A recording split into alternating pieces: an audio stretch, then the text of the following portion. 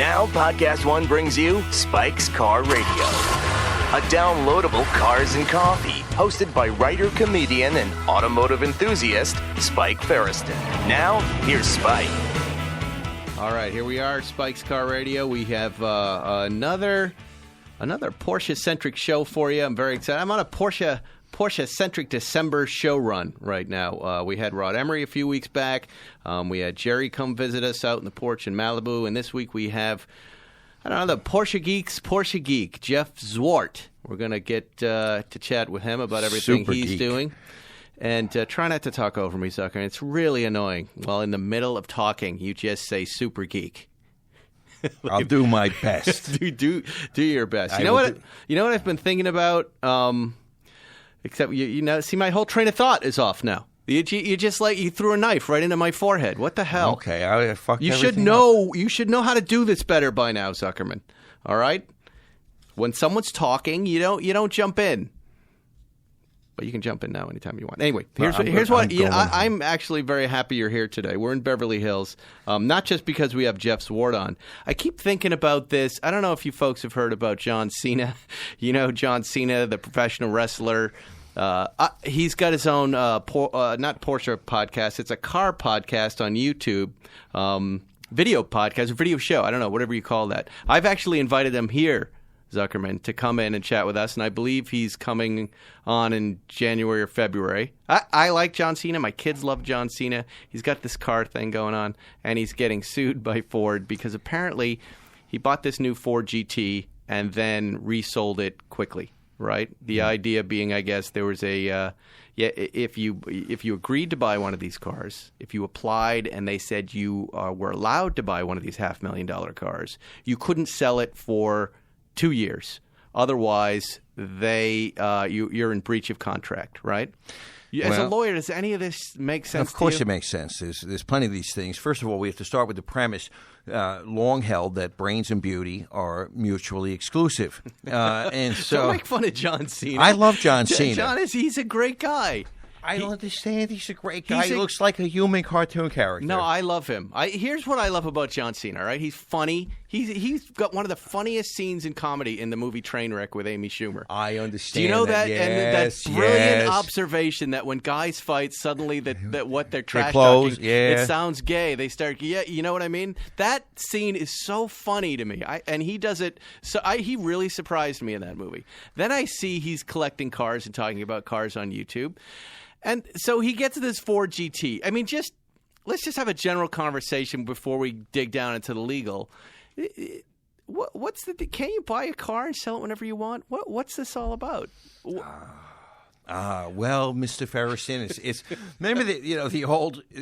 I think you once told me a joke about a friend of yours who bought a very expensive house from another rich guy, right? And then he knocked the house down, and the seller came up to him and said, "Oh my God, everybody's talking about what you did to my house." That's right. And then the guy who knocked the house down said, "Well, all my friends are talking about what you did with my money." Right. And that's that is a great line. Yes. Once you have ownership rights, you have those rights. However, cars are a different story. With a lot of dealerships, a lot of supercars, they want to limit the purchaser from doing certain things.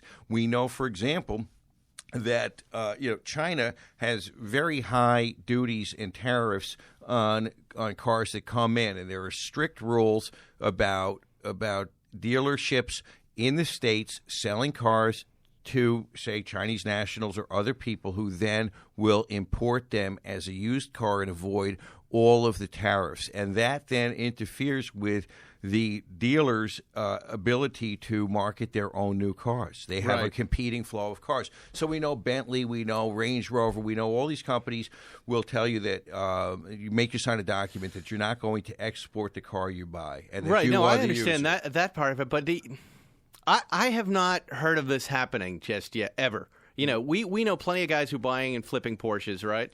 Well, we know that the 918... But usually you get thrown out of the VIP program, right, or some little thing that we never really hear about, right? Okay, so I would But this is the first time they're going to take a guy to court, right? And they're doing a great job of it, too. I think... I don't think it's right. It feels very wrong to me. Well, John didn't have to buy the car. He didn't have to buy the car. See, there's 2 documents. We have one of those documents. Yeah, I obtained, and I'm not going to say who I got it through, but I got, what is this? The affidavit. For eligibility. This is your first date. This is the application to even be considered to buy the Ford GT. Yes.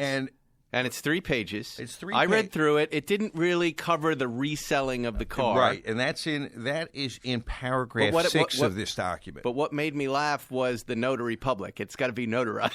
I always laugh like this guy's going to come in like the notary is like some grand wizard that makes it all official. Who are notaries in general, Zuckerman? Okay, notaries...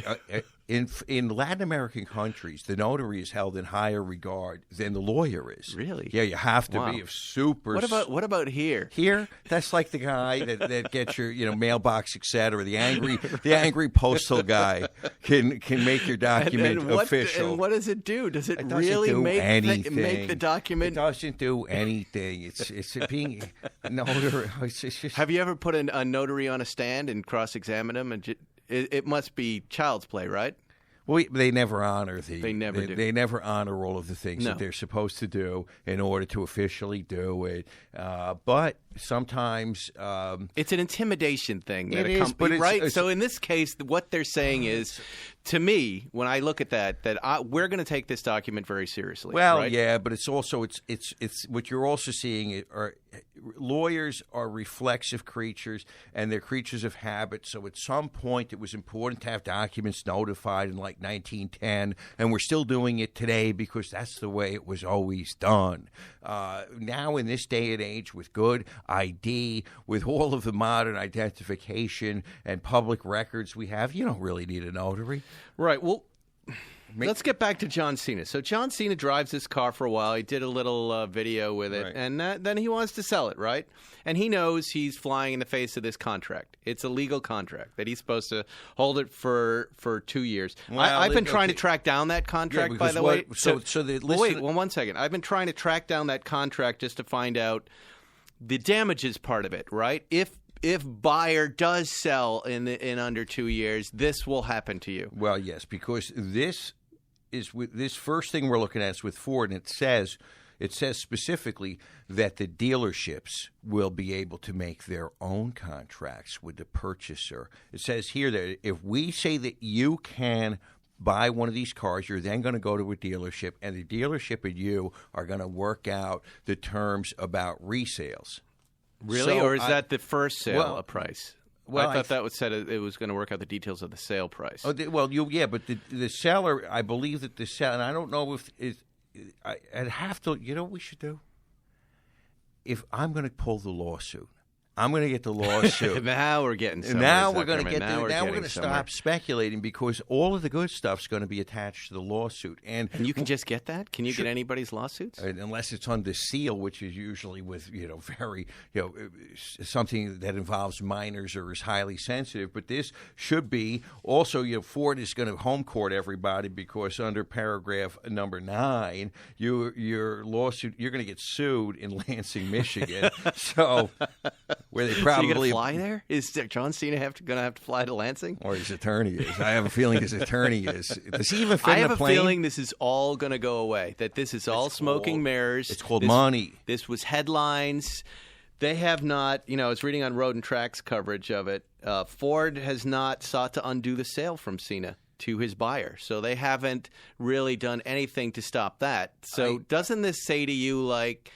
A lot of bluster, a lot of headlines, and at the end of the day, this is a call between a couple lawyers, and they go, look, just don't do it again. Well, it's more publicity. What Ford's educating the marketplace that you guys cannot, that speculators can't get involved, that if you want to move this car on, go back to your dealer, work out a deal with the dealership that when it gets sold, you guys will split the profits or whatever, but we've all experienced the black market in Porsches, all sorts of cars we want, where middlemen are making a fortune. That's right, buying and flipping. So I had someone offer me a 911R, one of the new ones, for $89,000 last week. That's how far those cars have fallen.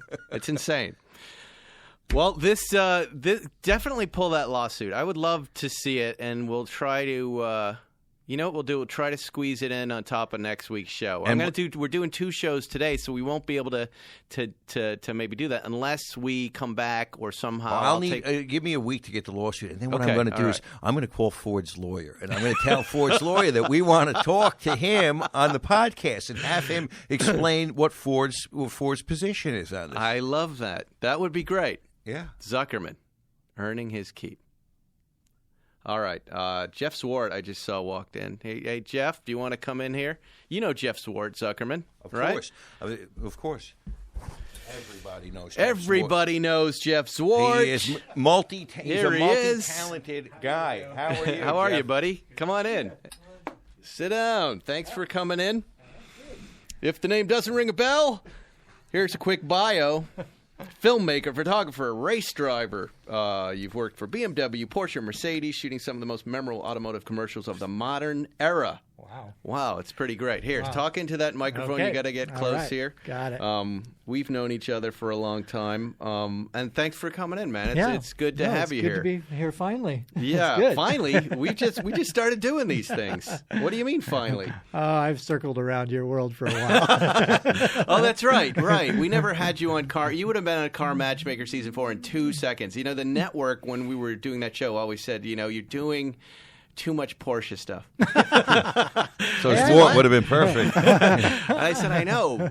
But they go, yeah, not everybody can afford Porsche. I go, I totally understand, but a lot of people really like them, and the car thing is aspirational. Anyway. I do live in other worlds, You too, do. So that's for sure. I was reading up on you this morning, and there was this detail about you I didn't know. You were born in Long Beach, California, which I did know, and you learned to drive in your dad's 1964 Porsche 901. Yeah. Chassis number 35. Yeah. Cut it out. Come on. Was this guy just knighted? Was he just, it was all destiny, walked up to the rock, he pulled the sword out, and everything else was history? Do you still have that car? Where is No, that car? I mean, and why did your dad have that car? It's an interesting story because, my father had the only new Porsche he ever bought was in 1964, a 356C. Right. And so he was pretty hooked to the brand, but I think that was the only moment he could really buy a new one. Wow. And so he bought a used 911 probably in about 1967, 1968. And, without really thinking it was a used 911, and we knew it was an early 911, and we got it serviced at Fossick Pollock. So it kind of was in the dealership there because, they knew what to do with 6-cylinder cars, obviously. And that was one of the rare 6-cylinder, cars at that time. Yeah. And it was kind of later that it became really apparent that this was chassis 35. And I remember going to Riverside Raceway to one of the Porsche Owner Club things, and there was like chassis 29. And that was the first time that my dad was kind of aware, well, I've got 35. Well, we're really early on the scene here.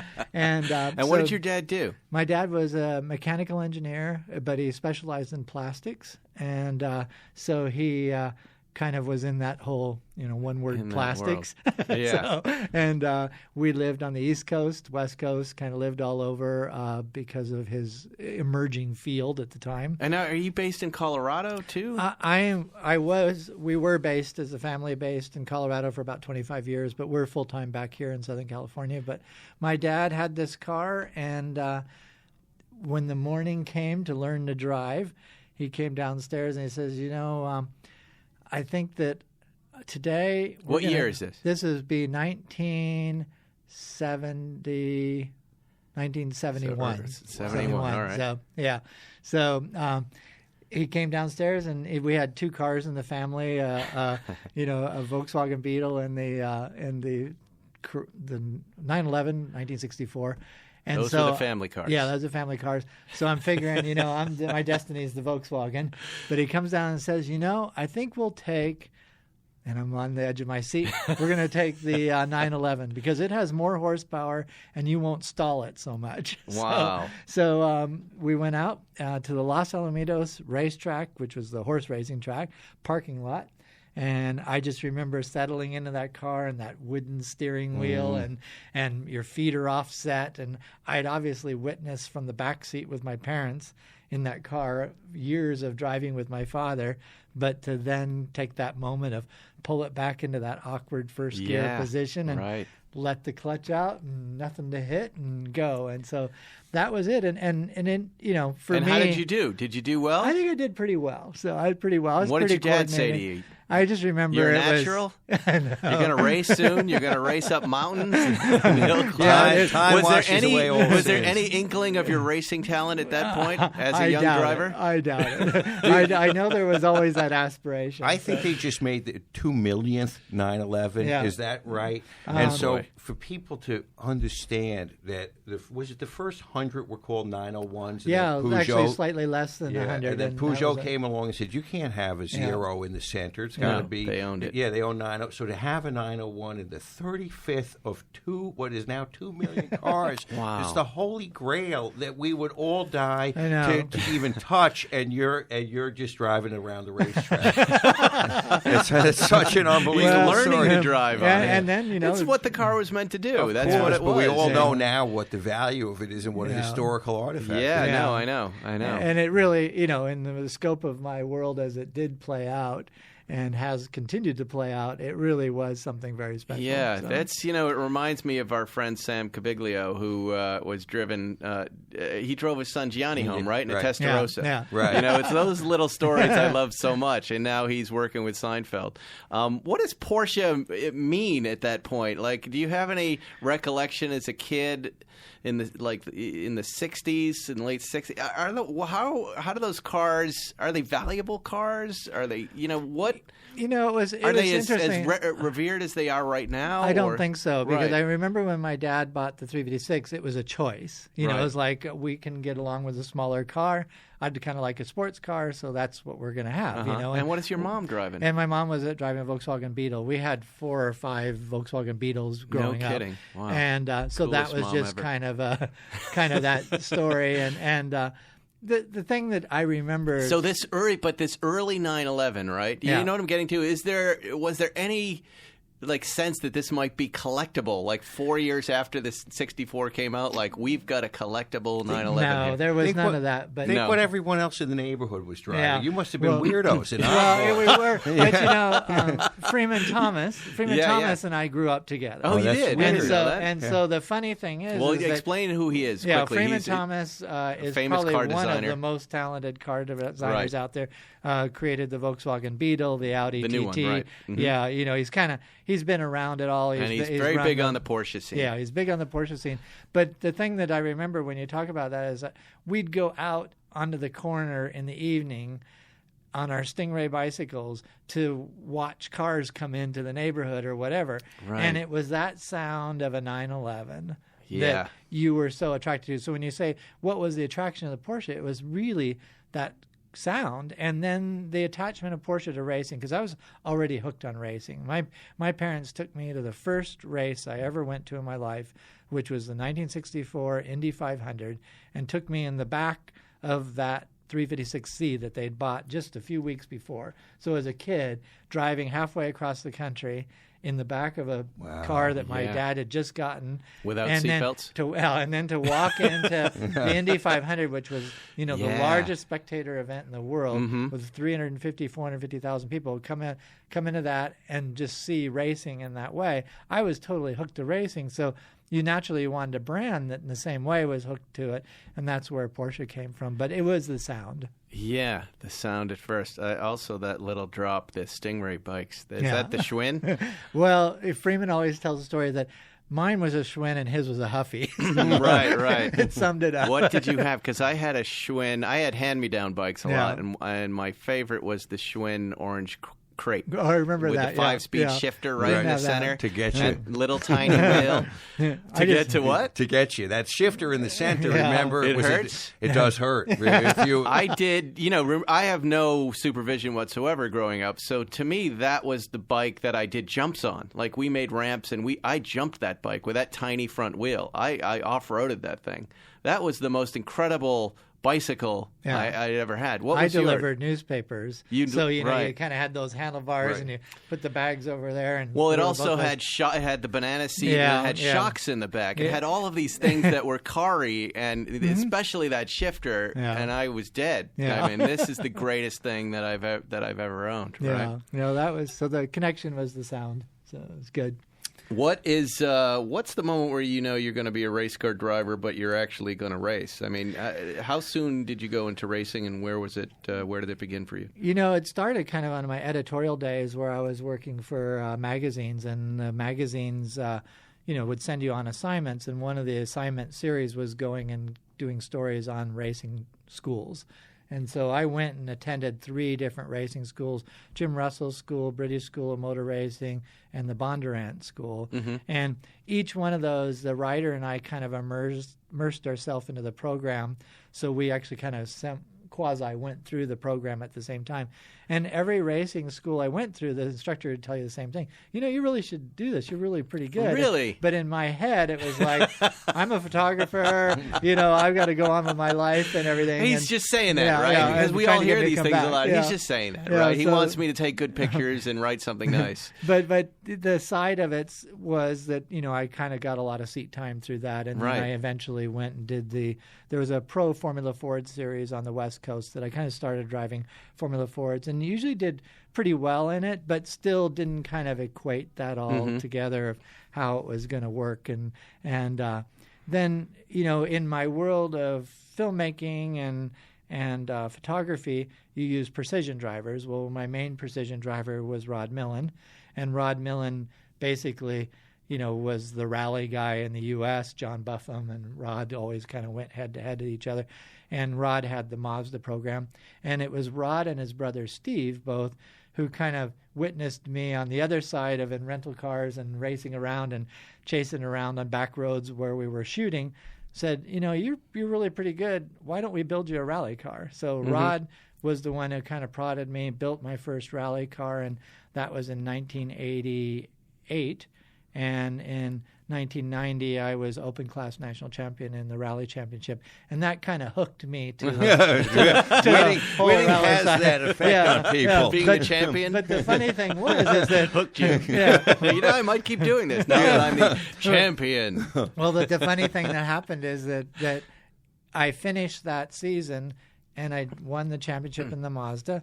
And I thought, I just would feel so much cooler if I could do it in a Porsche. And at the same time, the Carrera 4 came along. Oh, there you go. In 1990. And so basically I saw that car and I thought, well, maybe we could work that out. And so in 93, we came back and basically ran a Carrera 4. And then the rest is history because Pikes Peak and all that. Now, who's the racing team? Like, are you making money doing this, or you're paying for it yourself? How does it work? I'm always curious because growing up, I had fantasies of wanting to race, and it, now that I'm closer to it, I see a lot of it is either you got to have big bank account, you got to pay for it yourself, and maybe if you're successful, you get sponsors, and if you're like Pat Long, you get on a team and somebody else is paying for it. Yeah. So, how did it work for you? Well, I was actually kind of fortunate because the world I was in was advertising and, editorial work kind of on a secondary level. So naturally, the best thing you can do for racing is provide natural promotion through editorial stories and things like that. Then having the connections with the clients that literally when I came back with the Porsche in 93, I had friends at Valvoline because of my connections with the advertising side of the world. And so they sponsored my rally championship. And then it was kind of a interesting thing because in 94, I also went and ran Pikes Peak for the first time. And I won Pikes Peak, won the class of Pikes Peak in the Valvoline car. So at the end of 94, I thought, this is good. I've got this thing dialed. I'm going to be going on from here. Well, at the end of the season, they said, we got more press out of you running Pikes Peak than we did out of the whole rally championship. Wow. Because at that time, rallying was held mostly at night, and it wasn't very, it was tough to photograph and promote. Well, so the good news, bad news, they said, well, all we want to do is Pikes Peak the next year. And so I lost the whole thing. And so, the win-lose. Yeah. So that kind of is where it came from. And then in 90, I won again at Pikes Peak in 95 and in 96. And so then at that point, Porsche said to me, you've got quite a bit of success here with the rallying and the hill climbing that you're doing. But Valvoline isn't a good fit for us so much from a marketing standpoint because Mobile One was connected so tight. So they stepped up and connected me with Mobile One. And from that point on, it was a Mobile One program at Pikes Peak. Got it. Will, do we need to take a break? Are we there? All right, let's take a break, and we'll be back with more Jeff Zwart on Spike's Car Radio. Let's talk about AMSOIL. You know why I like AMSOIL? Because they're a bunch of car people. They're gearheads. They're into all kinds of power sports, and basically they get it. Recently, AMSOIL created the guide to increasing horsepower in your vehicle. It has insider tips from some of the best in the business on coaxing more power out of your engine. And who doesn't want that? You can get your copy free at amsoil.com/spike. That's my last name, amsoil.com/spike. While there, find out more about AMSOIL's synthetic motor oil, too, like how AMSOIL Signature Series synthetic motor oil delivers 75% more engine protection against horsepower loss and wear than required by a leading industry standard. Go to amsoil.com/spike to get your free insider's guide to increasing horsepower.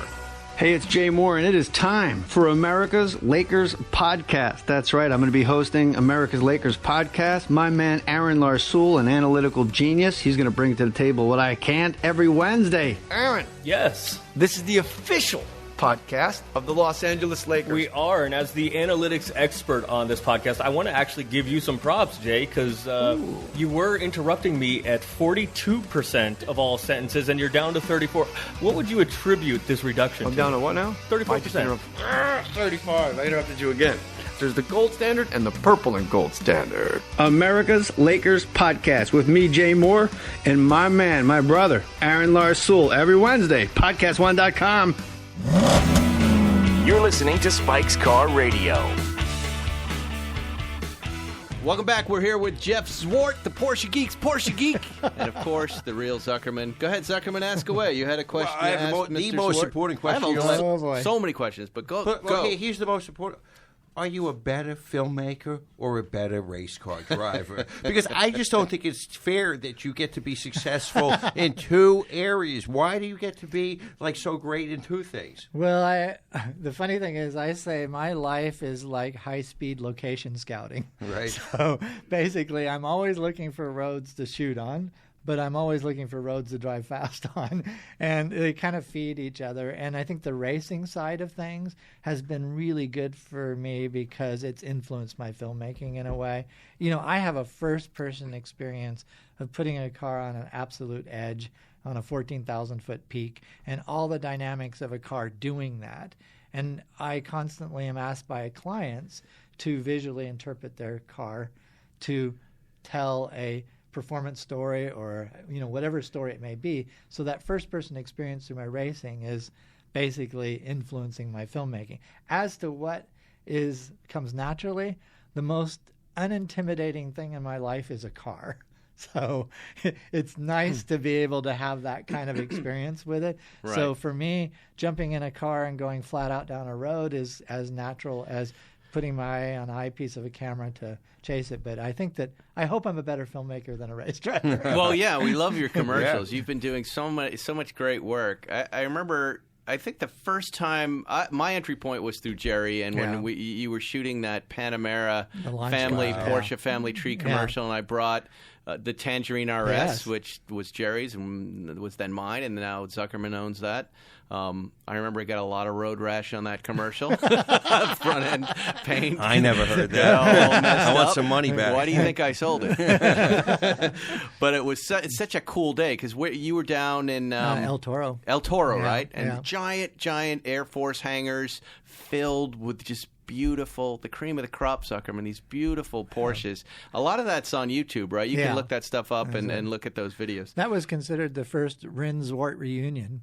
Rin Zwart. And you had that Was it the Cayenne with the arm? What do you guys call that That's camera? That's a high-speed camera car. High-speed camera. And helicopters with big cameras. I mean, it was just, you're in heaven all day long, and there's hot coffee. Yeah. You're sitting with these cars, you're watching these machines. It was really, really cool. I remember thinking, though, how are you keeping track of any of this? Like, at that point. It was. Did you have that whole thing storyboarded out? Did you know what you were going for? I had everything storyboarded. And wait, are you in the helicopter or are you in the car? I was in the car, in the helicopter, on the ground. I was kind of everywhere, but we kind of treated it, as you maybe remember, like football plays, where this group of cars will split right, this group of cars will split left. And we had as many as 25 cars at a time on the move. So that means 25 people on walkie-talkies waiting for their cues and all that stuff. So it was very complicated. And the funny part was that my biggest fear through all of this is that after my entire career of what I've done, I will only be remembered for running the $5 million car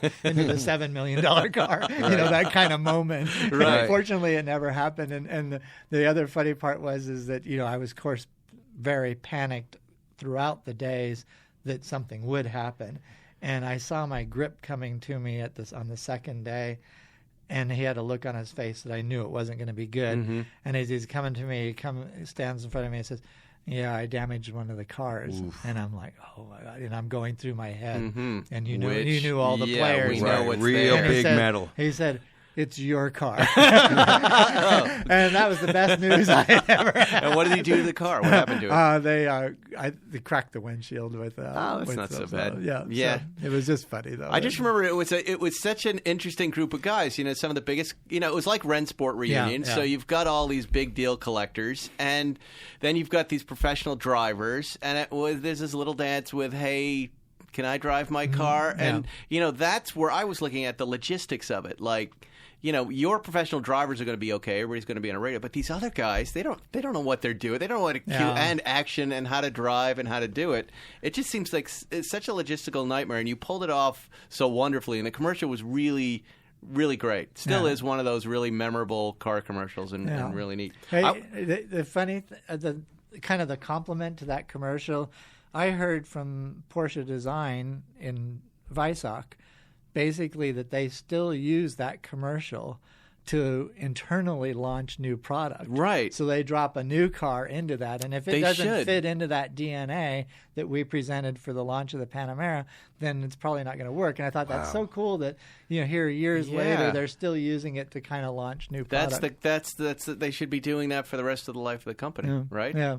Cool. Drop everything else in it. Are you shooting new stuff for them right now? Are you still working with the factory? Yeah, I work with them. The last projects I did were at the last Rennsport reunion. We did 4 films for them out of that. You know, a lot of the stuff comes out of Germany now.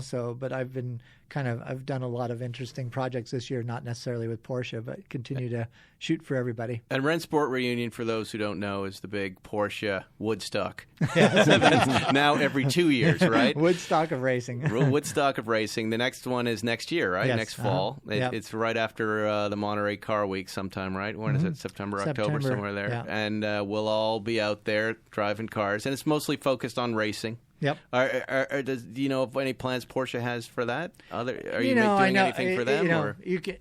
We're talking about doing different things. Obviously, next year is also the 70th anniversary for Porsche. So just given that, there's a lot of focus all over the world on events, not just on Rennsport. Right. And it's the largest single brand gathering in the world, so it's a pretty epic weekend, no matter what. It's going to be amazing. So Ferrari is just 1 or 2 years older, because we just were they just had their 70th, and you have a Porsche that might be 70 years old at that point. Almost. The Gamont. Yeah, almost. Wow. But that's a Gamont car. 49. So wow. 1 year from then. So tell us about your Gamont. Oh, well, for me, I think being so close to the brand, it was kind of important to have these bookends. Right. And there's always the latest, greatest out there. Yeah, I saw you pull up in a Targa today. Yeah, that's true. 991 Targa. Yeah. I'm surprising choice. Why did you get the Targa? Because that doesn't seem like a purist car. Well, it's a blending car, because currently in my family, we have a Macan and a Targa. Okay. And so they're neither one are like my wife's car or my car. Got it. So we kind of bounce between the two. And I actually think it's probably the most perfect balance. Yeah. pair of Porsches I've ever owned, and the Macan is so entertaining to drive. The Targa is entertaining. Which to Macan drive. did you get? The S. Yes. But I tow with it. I haul things. I do everything. It's an amazing is thing. to do with the Cayenne, Right. except that it's fun and nimble and different than the Cayenne. So the Cayenne is so capable and so good, but the Macan is just that much more sporty. So It's cool. those are the newest ones you have. There's nothing newer than yeah. that. And then you have the beginning of the Porsche story, the Gamund. Yeah. Tell. Not everybody knows what you're talking about when you say that word Gamund. They think it's a Smurf term of some kind. The Gamund, Smurfs, quick to the Gamund. Yes. But try to explain it to people who don't know what we're talking about. It's after the war, the family was still living in Austria, and they were in this village called Gmünd, Austria, and there was a wood shop, kind of working wood mill there that was there, and they kind of took over the building and started building the cars they'd always wanted to build that they couldn't build during the war. And they're hand formed. They're working with materials and things that were available to them, so aluminum, hand formed over wooden bucks, so they're quite rough the way the cars were built. But they essentially built 50 of them. They were, pretty much so a Volkswagen engine with a little extra, instead of having 25 horsepower, it has 29 horsepower. But when you think about that in 29, relative that's terms, it. That's 20%. Yeah, that's Wow. right. And that's the thing is it's 20% more than a Volkswagen And when you look at engine. some of these cars, especially, they kind of look like something that's like the Flintstone version of a Porsche. Right? Yeah. Proto. Yeah. Very proto. Yeah, they look like they came Neanderthal. off a movie set Yeah. of some kind. Yeah, it's really because it's familiar in its shape, but then you walk around it and everything's different. Yeah. And even amongst the Gamoons, the 50 that were produced, everyone varies from the one before. There's probably a few that are alike, but generally speaking, it was very much an evolution. And you think about it, they had this number of taillights, so they used it till they ran out of those, and then they used a different taillight. Right. Different license plate lights and different, ways of bringing the metal together. So it constantly did evolve. And so your car, how long have you had your car? I've probably had it for about 8 or 9 years. And what number is it? Number 50. So it's the Wow. technically the last one to come from The Austria. Last Gamund. So, That's going to be the title of the episode, Will. We're going to call it The Last Gamund. By the way, that Seinfeld was hammering us that we need to name the episodes. He's so critical when he comes on this podcast. Critical, He's very yes. critical. Yeah, what is with that? You got to name these. You got to name these. What? I don't have to do anything. You can leave me alone. You inviting anybody on who wants to come on. Next time, we're going to invite all of us on Comedians and Cars Getting Coffee. Next time, we're all together. All right? You too, plan. Jeff Zwart. And I'll you're on. shoot it. You're I'll going shoot to it. shoot And it. we'll name We'll his tell him show. how to do his show. Stop editing so much, Jerry. You're so cutty. You're cutting everything up. He's going to kill me for saying all this. I'm just kidding, Jerry. Just joking. Anyway, I wanted to get back to rally driving because as you were talking about it, I don't know about you, Zuckerman, but rally driving, when he added the detail of night. Like, it's already terrifying to me, the idea of hurtling down dirt roads near trees, because that's usually where you die, when the car hits the tree, right? Now he's saying night. And I also like you can hit pedestrians too because they like to stand that's right a bonus. at the, Right, that's they a stand bonus. right at the side. But that's only in Nordic countries in South America Right. that happens, and they seem to have a good time doing it. But how do you feel comfortable? Like, any sort of racing, you make mistakes in the beginning, Yeah, right? How yeah. do you feel comfortable making those mistakes rally driving? Well, because you can die. You can go off a cliff, right? It is a little risky at places, but the thing is But in what are you rallying- feeling when you're driving? Well, but in rallying, it's not like road racing where somebody's trying to dive in under you No. or outbrake you or do things like that. So it's kind of you against the road. But obviously, if you want to try to win, you got to go flat out. And I think that's the thing is that for rallying, it was an adventure. And surprisingly, the U.S. championship at the time was run at night for safety reasons. Oh, that's so safe. And the safety reasons were, well, there are less people on the roads that could potentially end up on the roads that were supposed to be closed. And the other side is you'd see their headlights if there was a problem, Right. Well, I don't know about that. Great logic. But, Did you have a co-pilot? That, yeah. to me, is the worst job in racing, is that guy who goes, I- left, 2 degrees right, left, right. I totally agree. And then throws up. Yeah, no, That's I totally the agree. craziest job in all of racing. So you had that, too. Yeah, I had great But you've never had co-drivers. any terrible crashes? Or I've gone off the road a few times, but you nothing just go too off, bad. But nothing too you bad. talk about, U.S. didn't have like big spectator group. Right, but right. I went and ran in the World Championship Rally in New Zealand, and I just remember coming over the first crest in the rally, and after running in the U.S. where you'd see like 20 people all night long.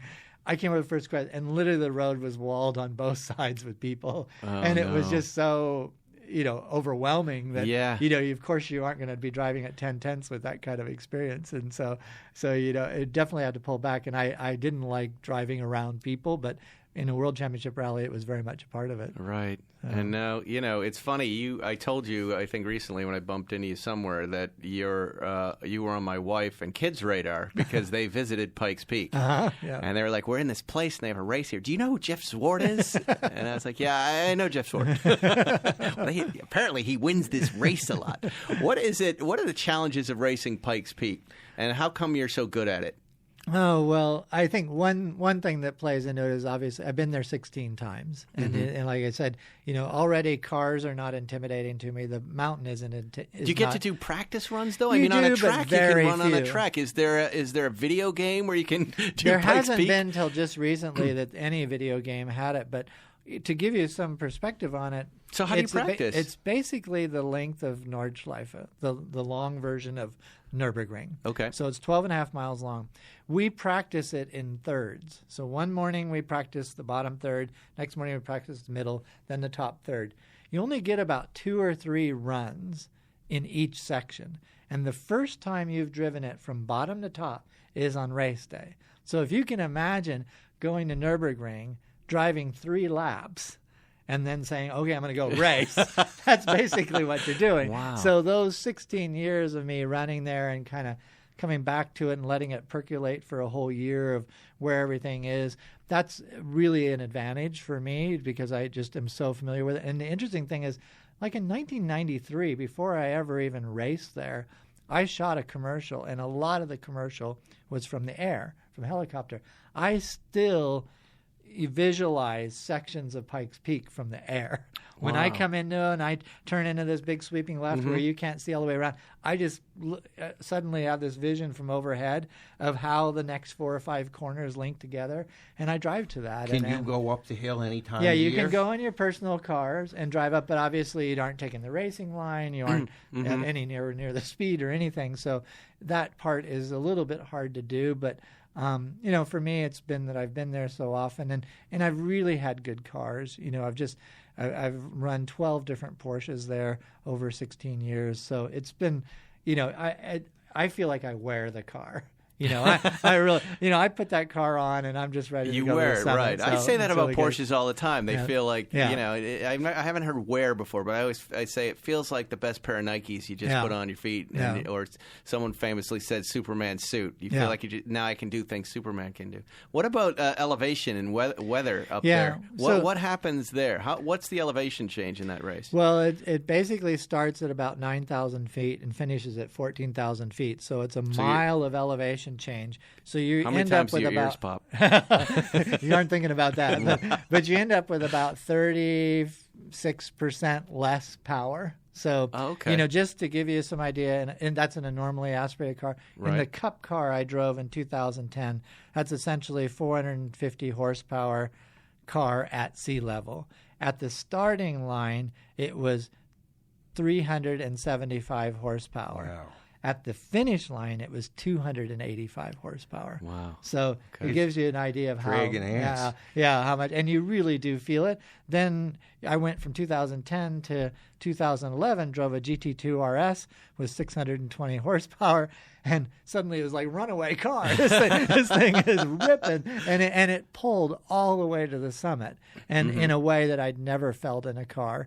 And so then that led to the current car that I'm driving, which is a Cup car, but with a twin turbo motor in it. So basically a GT2 motor in it, but with about 800 horsepower. Can you imagine a GT2 RS up there, Zuckerman? What I'm trying to figure out, we've talked about car altitude. I want to know, do you have a normal fear level? You must not. No. You must not. He doesn't. You must not feel fear the way we do. Well, I'm probably fearful of things you aren't fearful of. It all is relative. But All right, you say that, but I think that race car drivers, fighter pilots, sociopaths. They just don't have normal fear levels. They say, "Oh, that seems like something I can do. I want to do that." And the average person's like, "I'm not doing that. Well, there's no way." The funny thing is, I wear oxygen now. You know, because the new car I'm driving is so much more physical, and I've watched people drive with oxygen, for years there, and never thought I needed it. And then I got in my car in like 2013, and I'm going, well, I'm really busy in here. And I started wearing oxygen, and that makes a difference. But it goes across the board the same way. The engine doesn't have any oxygen. You personally don't. Mm-hmm. So that affects your brain and your brakes reaction. Don't get it. But I think if you're a little numb and a little slow, it's not as scary. Right. That's what booze is for. Yeah. So you don't want to have too much oxygen because, man, it sharpens you up and it's scary.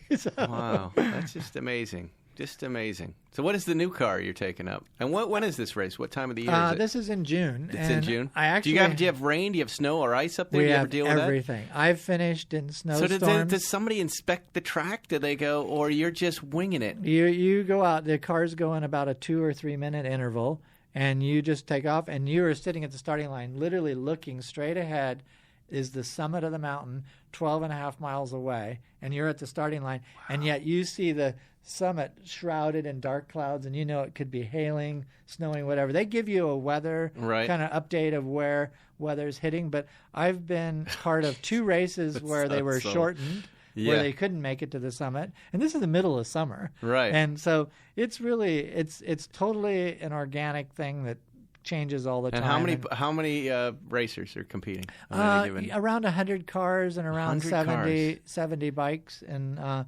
so bikes. Yeah, those are the real fearless your clients, Zuckerman. Your future clients that just don't have a fear gene.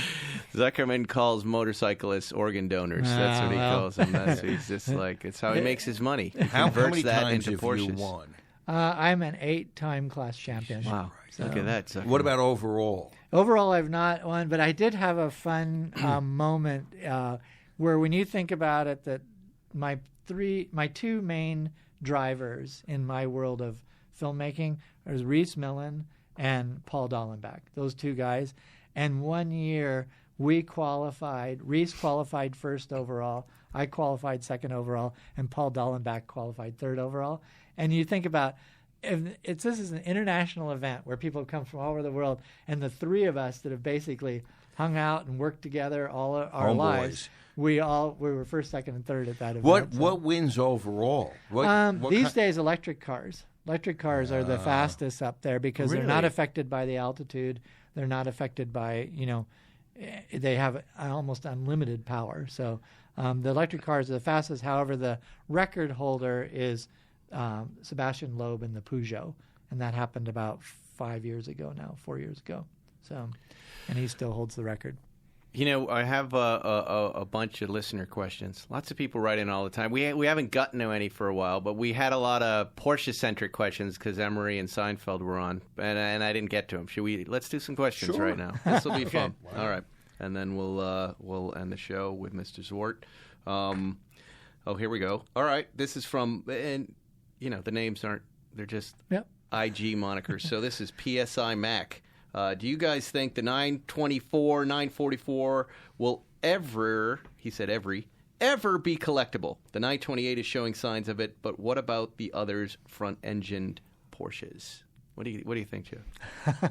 Well, I think collectible. He's saying collectible. Yeah. Well, you can collect anything that you want. You can collect stones from the beach. So yes, in that regard, they're collectible.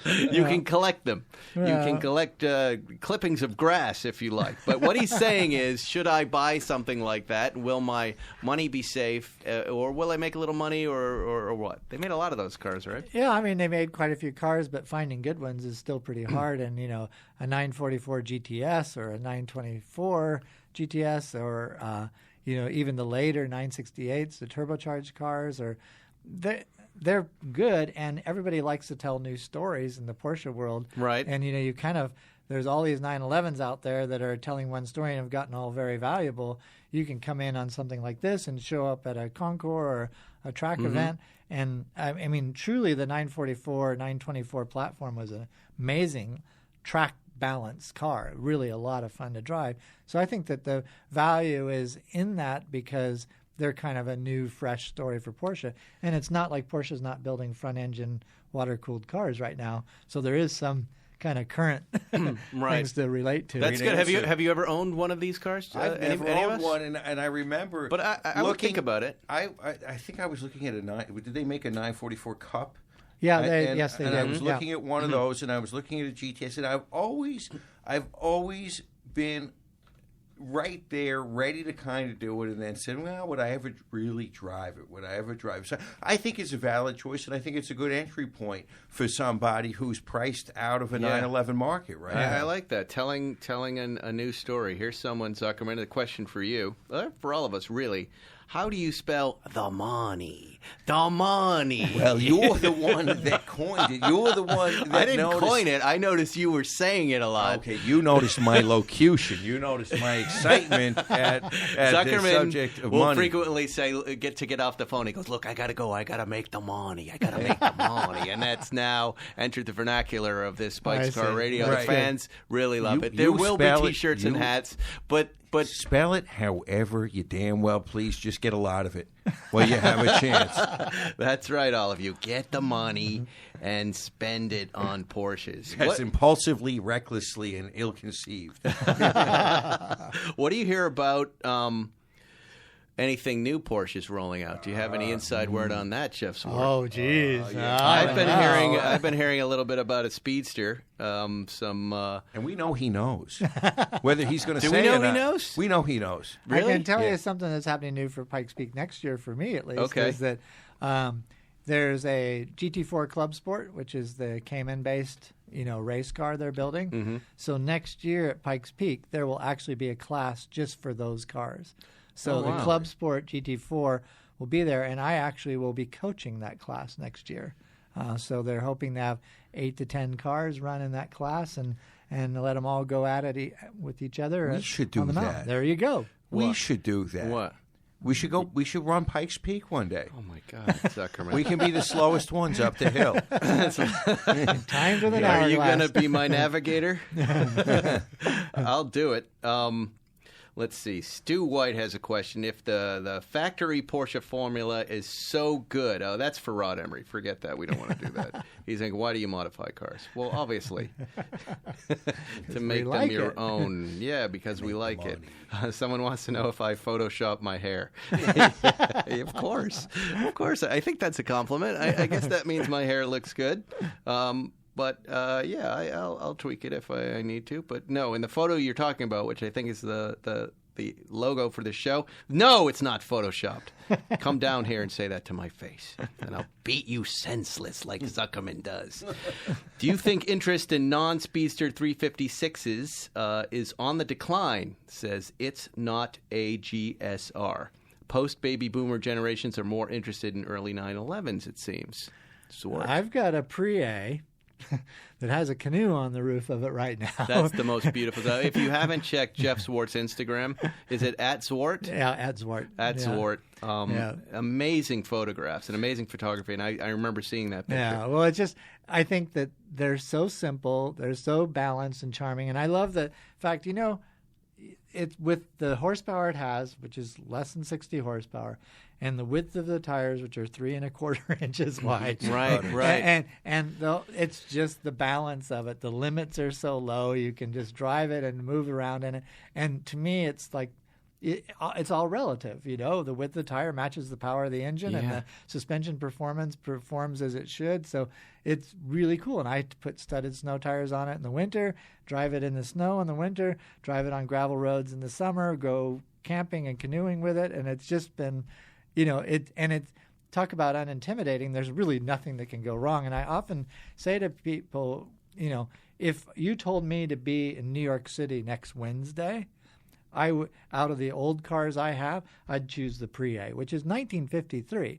But I would choose it because it can roll along at 70 miles an hour. And honestly, with a plug wire, a spark plug, a coil, and electrical tape, you can pretty much so fix everything. So I'm not there too you worried. go. Wow, what a sales pitch. Let's buy some 356s, Zuckerman. Yeah, it's an entry price thing. The 356 is kind of expensive to get into, which can be intimidating. Stuff is coming down. You know, we never really got into a market conversation this past weekend with our salesman buddies.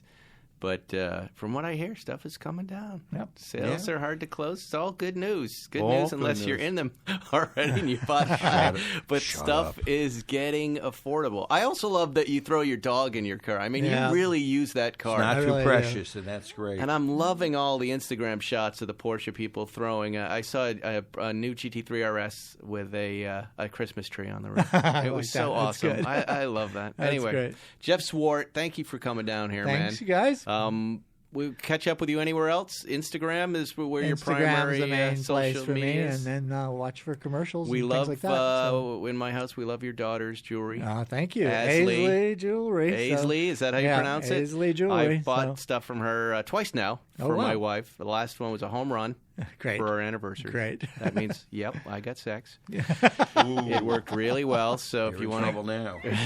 and what's that place that's going on down in Newport? What is that? Period correct. Period Is that correct. you? Yeah, I've kind of helped cultivate it from behind the scenes and make sure that the message is on. But yeah, I'm quite proud of that situation. That's Brian Calvero that runs that, and it's his vision of kind of the sport purpose era of all these cars in the 60s and 70s and the influences of that. So he's got a nice little store down there. So it's apparel. Apparel. It's kind of like Deus for Porsches, right? exactly. And well, old for cars. general cars, Yeah. BMW, Porsche, he's got Lancias, he's got all sorts of things. There's Super always cool something stuff. cool on the showroom floor. and Yeah, that, they sent. so- You know what? They sent me a big box of that stuff for Cool. Car Matchmaker Yeah, that I yeah. wore that I really Yeah. loved. I No, really they- loved it. They're a good group, and they're really pure to kind of that era, which is awesome. And Zuckerman, you're at The Real Zuckerman on Instagram. Of course, if you've been hurt or injured in an accident, you'll see his ads on the bus. He's the 222222222 guy. Oh, no, I can't take credit for that. I don't want to get in trouble. I don't want to get sued by those guys.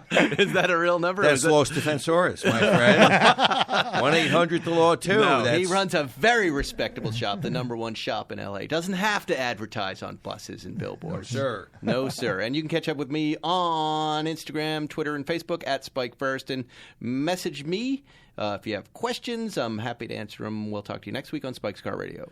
Real quick before we go, when you're looking to buy a car, you want to make sure that you're getting real pricing on actual inventory. Unfortunately, a lot of times this isn't the case. People configure cars online only later to find out they're not available. This just happened to my brother. Well, with TrueCar, you get real pricing on actual inventory. This is not pricing offered by TrueCar, but pricing from an actual dealer. And not just any dealer, but a TrueCar certified dealer. This is a carefully curated network of dealers committed to transparency and offering you a competitive market price. Using TrueCar, you can easily find the car you want.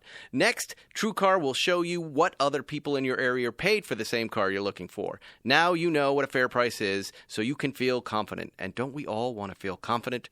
Over 3 million cars have been sold to TrueCar users by the TrueCar Certified Dealer Network. There are over 13,000 TrueCar Certified dealers nationwide. You will work directly with a TrueCar Certified dealer contact. TrueCar users are more likely to enjoy a fast buying process when they connect with TrueCar Certified dealers. TrueCar users save an average of over $3,000 off MSRP. When you're ready to buy, visit TrueCar to enjoy a more confident car buying experience. Some features not available in all states. And guess what? I'm not telling you what features and what states. Thanks for listening to Spike's Car Radio. Download new episodes every Wednesday on the Podcast One app or subscribe now at Apple Podcasts or PodcastOne.com.